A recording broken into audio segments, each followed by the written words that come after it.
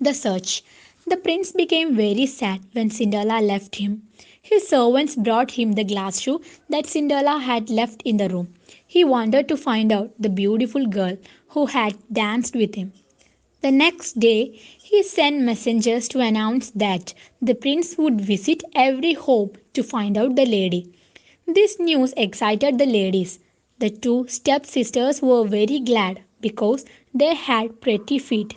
They put on their best clothes and waited for the prince. But Cinderella didn't have any good clothes. The prince visited every house. He invited girls to try on the shoe Cinderella had left in the ballroom. The girls tried it on, but it did not fit any one of them. Finally, the prince reached Cinderella's house. The eldest stepsister went to her room to try on the shoe, and her mother stood by. But she could not get her big toe into it, for the shoe was too small. Then her mother handed her a knife and said, "Cut the toe off, for when you are a queen, you will never have to go on foot." So the girl cut off her toe, squeezed her foot into the shoe. She concealed her pain and went down to the prince. The prince looked at her shoe and saw blood flowing under it. "Not the right bride at all," the prince shouted in anger. Then the other sister tried the shoe. She went into her room to do so and got her toes comfortably in. But her heel was too large. Then her mother handed her a knife, saying, "Cut a piece of your heel.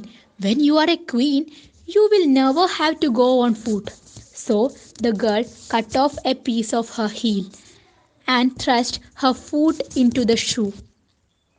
The prince looked at her feet and became more angry and shouted, "There is blood on your shoe. The shoe is too small, not the right bride at all."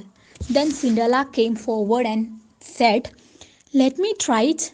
Her sisters laughed at her. "Clear out of here. How dare you come here in these dirty rags, you ugly creature?" But the prince asked her to try the shoe. "I have seen you somewhere, but I cannot remember where," he said. Cinderella put her left foot into the shoe and it fitted her perfectly. Everybody was astonished. She then pulled out her other shoe from her pocket and put it on her right foot. Just then the fairy appeared and touched her with her magic wand. In a moment her rags changed into cloths of silk and gold. The prince danced with joy and cried, "This is the right bride. The shoes are fit for her. She is the right bride after all." He said to Cinderella, "You are the most beautiful girl in the country. I will make you my bride." The prince married and took her to the palace.